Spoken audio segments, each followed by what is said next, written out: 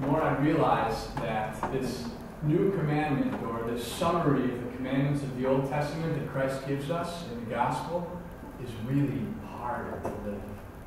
You know, it sounds so simple to just love God and to love our neighbor. And we often think, yeah, I love God, I do a good job of thinking about Him, and I'm pretty good with those around me. And so I'm pretty much fulfilling these two commandments, those two-sided, or two faces of one commandment. But the more I think about it, the more I realize that it's so much more than just a call to love God and love our neighbor. It's that, but it's more than that. Christ is more specific than just love God, love neighbor. Because first and foremost, He's summarizing that first reading, that commandment from Deuteronomy, which is to love God, not just love God, but to love Him above all else. To love Him with all our strength, with all our mind, with all our heart, with all our soul. To love Him above everything else. That Deuteronomy reading, it says, there is no greater commandment than these. Take to heart these words which I enjoin on you today. The reading goes on. It's not in this reading, but that passage. Speak of them, speak of these words at home and abroad. Drill them into your children. Speak of them everywhere you go. It was such an important commandment in the Old Testament. And Christ picks that right back up in answering the young man, the scribe, who's asking him about the greatest commandment. How hard it is to love God above all else, especially when we're stuck in a world with so many things. When we're stuck comparing ourselves to others and trying to accumulate and trying to, set goals for what we want to be and how we want to spend our lives, and we work hard to achieve those goals because we're told to, and it's the right thing to try to live well. But how hard is it to not get attached, or how easy is it to get attached to our stuff, to our things, or the pursuit of things in such a way that suddenly, yes, we love God, but we love our things or the pursuit of things even more. I speak about it all the time. I do a lot of work with Mother Teresa's sisters, the missionaries of charity. I've been working with them for about 3 years now. And they're amazing because they don't have any things. They've taken a radical vow of poverty. They're not allowed to own anything. It's a small handful of things. And what's so beautiful is they show me, and they show all those who work with them, that yes, it is hard to let go of the things that we have, but as we let go of things, or as we check our attachment to things, we are more and more free to love God, because less and less stands in our way. The sisters are always testing their attachment to things. At the end of one retreat, a sister who had been challenged to test her attachment to things was delighted to come up to the priest after the retreat and tell him with joy that she had given away her sewing needle because she decided she'd become attached to her sewing needle. I was thinking, oh, okay, I have more than a couple sewing needles in my life that I'm awfully attached to, metaphorically. I don't actually have any sewing needles. But there's another story. I was giving a retreat to sisters, and the sister had a pen, and her name was written on the side of the pen. I've shared this with a couple of you. And I thought that was kind of funny. And then I asked her about it later, and she said, oh, I'm only allowed to have one pen. And so I keep my name on it so I can't lose it, because if I lose it, then I can't take notes, I can't write my letters, I can't write in my journal, and I can't, take notes on the scripture readings. And I just looked at her one pen, and I thought, my goodness, I have a lot of pens. My life's full of pens. 10 pens in my car, 20 in my desk at home. I don't care about any of them. I lose them all the time.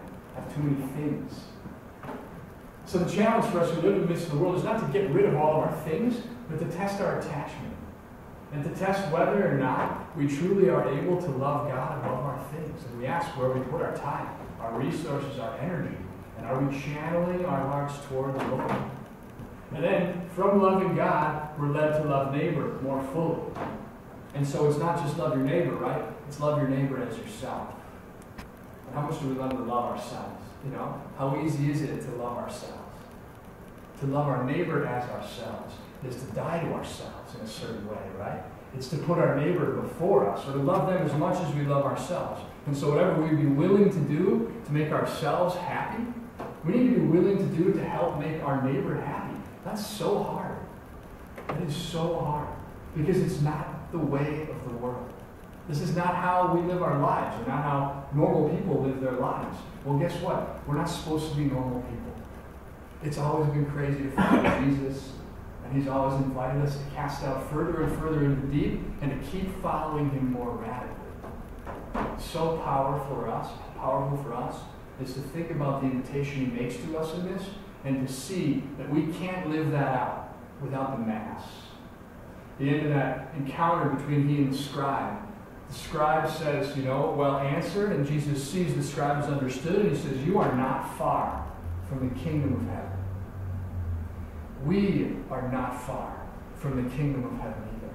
Because Jesus Christ has made the kingdom of heaven present here on earth by offering us himself in the Mass, by being incarnate, and then by coming among us constantly, every single time the Mass is celebrated, and by choosing to dwell in the tabernacle in our midst. Because Christ is at the center of the kingdom of heaven. There are many saints who have said that the Sacred Heart of Jesus is the light that sheds forth the glow of joy in the heavens. And he dwells here in our midst, Jesus Christ, spanning the space between heaven and earth. We are not far from the kingdom of heaven. And so our task, in the midst of living in the world, is to order our lives to the kingdom of heaven. The kingdom of heaven, where all is ordered to the love of God. We're called to live out this commandment, to check our attachments, to test our love of God, to see if we really love God above everything else, if we're really pouring out all of our strength, all of our energy into that love, and are we really loving our neighbor as ourselves? I think these are really hard commandments. We hear them a lot. We get used to them. They're really challenging. And the beauty is that Jesus Christ never issues a challenge without providing the grace. He never places anything before us that we cannot achieve or surmount or survive or be enriched by, because he provides us with the grace we need. And that grace, above all else, is right here in the Mass and here in the chapel before him in the Blessed Sacrament. I said at the beginning that we step out of time here, and it's because we do. We use the words of the angels and the saints in the Mass. The Gloria, those are the words of the heavenly host that appeared when Jesus Christ is born at Bethlehem. The Alleluia, the song of the saints. The Holy, Holy, the song of the martyrs and those who have achieved heaven, who stand before his throne. We step outside of time when we come into the Mass, and we enter into an eternal praise. And it's that eternal praise which nourishes us.